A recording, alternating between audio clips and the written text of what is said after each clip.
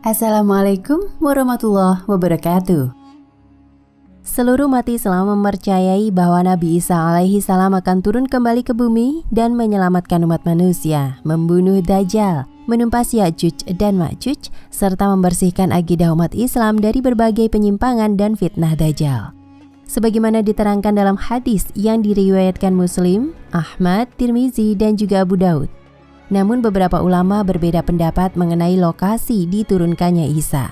Sebagaimana diriwayatkan oleh Tobroni, menjelang semua peristiwa di atas, tepatnya sebelum kiamat terjadi, Isa akan turun di sebuah menara yang ada di daerah Damsyik, Damaskus.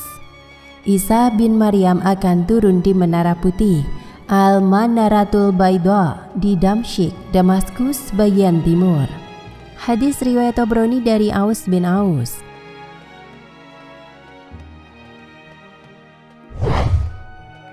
Serupa dengan hadis di atas dari Nawas bin Sam'an, Rasulullah Shallallahu Alaihi Wasallam bersabda, lalu Isa diturunkan di Menara Putih sebelah timur Damaskus dengan memakai 2 potong baju yang dicelup za'faron dan wars, dengan meletakkan kedua telapak tangan di atas sayap-sayap kedua malaikat.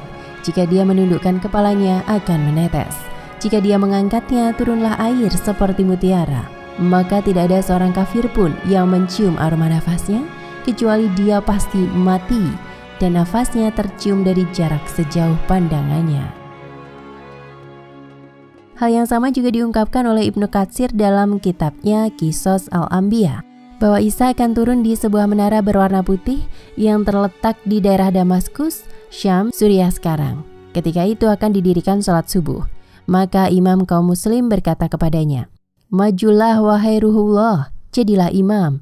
Isa menjawab, "Tidak, di antara kalian ada pemimpin-pemimpin yang telah dimuliakan oleh Allah dalam umat ini." Hadis riwayat Muslim dan Ahmad.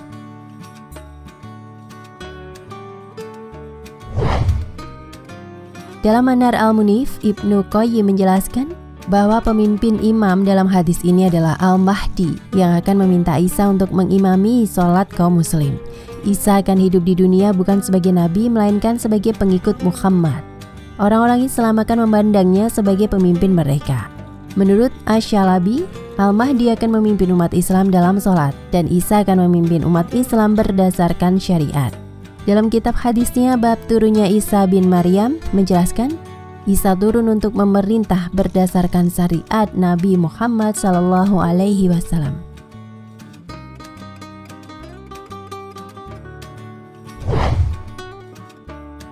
Di menara manakah itu?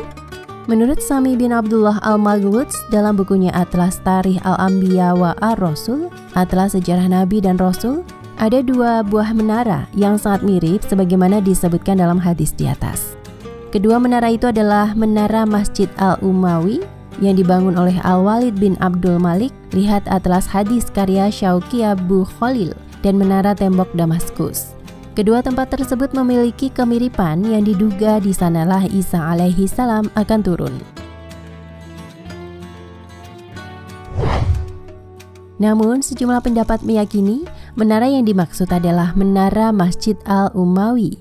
Hafidz Ibnu Katsir dalam An-Nihayah berkata, inilah pendapat yang lebih masyhur tentang tempat turunnya Isa, yaitu di Menara Putih di timur Damaskus. Dan saya telah melihat di sebagian buku bahwa Isa turun di Menara Putih sebelah timur Jami' Damaskus. Mungkin riwayat inilah yang lebih valid dan berbunyi, maka dia turun di atas Menara Putih yang ada di timur Damaskus. Dan di Damaskus tidak ada menara yang dikenal dengan Menara Timur, kecuali menara yang berada di timur Jami' Umawi. Dan inilah yang lebih cocok dan lebih sesuai karena Isa turun pada saat didirikannya sholat.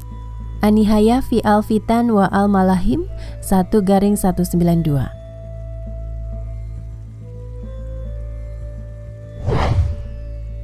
Ibnu Katsir rahimahullah mengatakan, disebutkan dalam hadis bahwa Nabi Isa tinggal di muka bumi selama 40 tahun. Namun dalam Sahih Muslim disebutkan dari Abdullah bin Umar bahwa beliau menetap selama 7 tahun.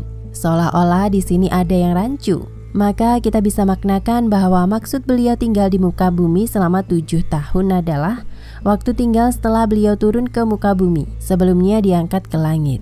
Sedangkan sisanya adalah waktu beliau menetap di muka bumi sebelum diangkat ke langit. Oleh karena itu dari sini kita dapat mengatakan bahwa umur Nabi Isa adalah 33 tahun sebelum beliau diangkat ke langit. Inilah yang masyhur. Wallahu a'lam bishawab.